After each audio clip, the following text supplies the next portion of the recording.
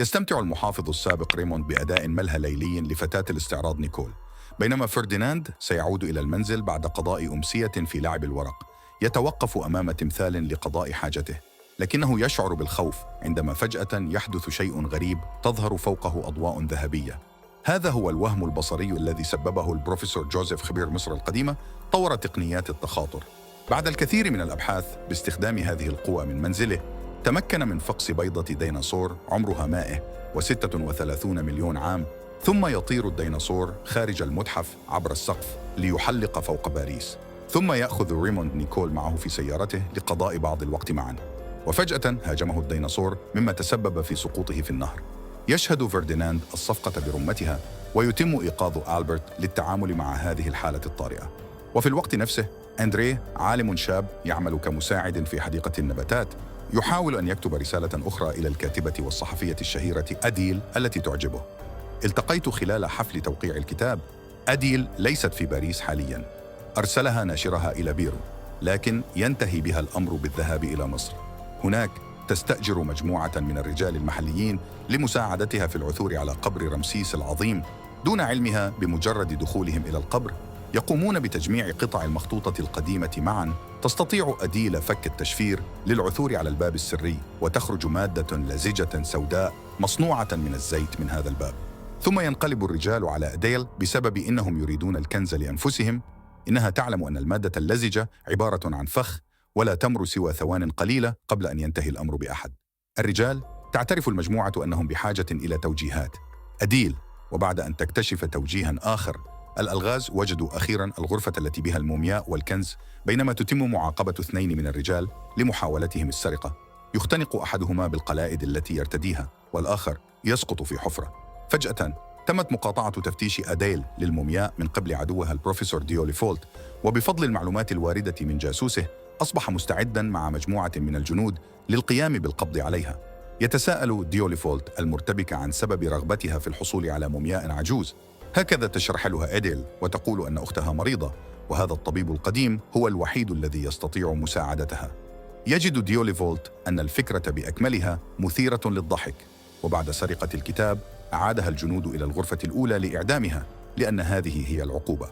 عندما سئلت عن أمنيتها الأخيرة طلبت أديل سيجارة، وعندما يأتي ديوليفولت تسرق الولاعة وتضربه، وركضت في النفق اللزج وألقت بالولاعة لإشعال النار خلفها، مما يمنع الجنود من ملاحقتها. بمجرد وصولها إلى غرفة المومياء تقفز إلى داخل التابوت وتدفعه إلى داخل قبر يخترق الأرض ويسقط في النهر ويخرجها بأمان. يمكنها الآن أن تجد طريقها عائدة إلى المدينة، بينما يحرر الرجال ديوليفولت الذي أقسم على الانتقام بالعودة إلى باريس. تستجوب الشرطة فرديناند، لكنهم لا يصدقونه، ويقول إنه رأى ديناصوراً، وأن المحافظ السابق يمكن أن يكون على علاقة مع فتاة الاستعراض. وفي الصباح تتحدث عنه كل صحيفة في المدينة. قضية الديناصور. وريموند يسمع الرئيس عن هذا أيضاً، ويرسل بسرعة الأوامر إلى حكومته لاتخاذها العناية بالفوضى لتجنب الذعر بين السكان الذين يختارون التظاهر بعدم رؤية الديناصور. في هذه الأثناء يزور أندريه صديقه البروفيسور مينارد في المتحف، ويجد البيضة المكسورة سرعان ما تخمين أنها فقست من الداخل. عندما يصل ألبرت ورجال الشرطة يبقى الديناصور خلف الستار، بينما يخبره جوزيف الضباط كل ما يعرفه عن الديناصور. يسرق ألبرت إفطار جوزيف ويأخذ قضمة من بيضة صلبة، مما يثير غضب الديناصور ويتسبب في تدمير الشقة قبل الطيران. ونتيجة لذلك تم القبض على جوزيف. بالعودة إلى أديل، وصلت إلى باريس مع المومياء وأخذتها إلى شقتها. بعد ذلك تكذب على محررها قائلة إنها زارت بيرو بالفعل، وأن الصندوق يحتوي على أنبوب ضخم. بمجرد عودتها إلى المنزل تقوم بسرعة بطرد الممرضة التي كانت تعتني بها، ثم قامت بالاطمئنان على أختها أجيرث التي كانت في غيبوبة في السرير مع دبوس قبعتها. لقد وعدت بشفائها قريباً، ولكن بما أنها فقدت الكتاب فسوف يتعين عليها العثور على جوزيف حتى يتمكن من أداء الطقوس بنفسه. في طريقها للخروج تصطدم بأندريه، يخبرها أندريه عن السجن الذي يتواجد فيه جوزيف، وتندفع أديل إلى هناك متنكراً في زي محاميه.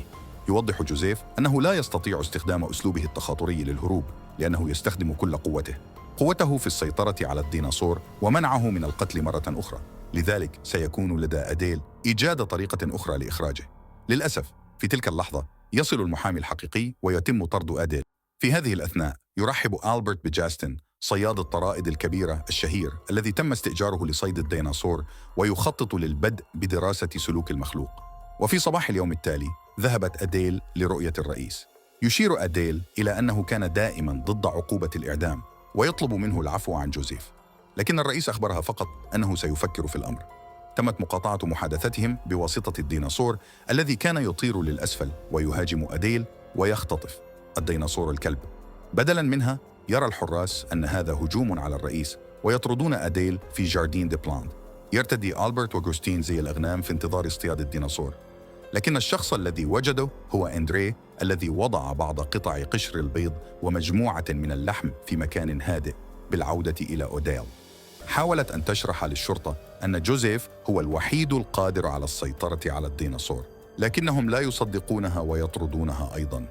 تعود إلى المنزل تقرأ أخيراً رسائل أندريه، تجد الإجابات التي كانت تبحث عنها، ثم ذهبت معه، وهناك تصادق الديناصور من خلال الغناء. بمجرد أن يسمح لها المخلوق بالاقتراب تتسلق عليه أديل وتروضه. يطير بأديل إلى السجن ويستخدم مخالبه لانتزاع جوزيف منه أثناء عودتهم إلى العش.